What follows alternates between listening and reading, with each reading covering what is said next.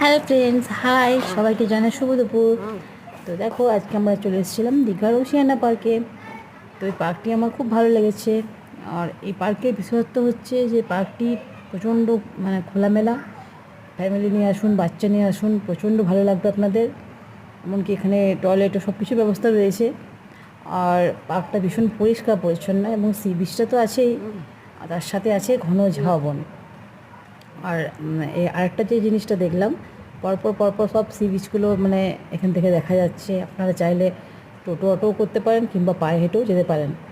তো আমরা চলে এসেছিলাম ফ্যামিলি নিয়ে। তো আমাদের ঘোরা হয়ে গেছে, এখন আমরা যাচ্ছি হোটেলের দিকে।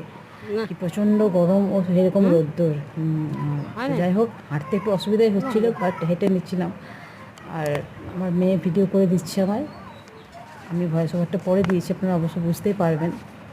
তো যাই হোক, ভালো লাগলে কমেন্ট শেয়ার করতে ভুলবেন না। টাটা। কি বললে তাইলে?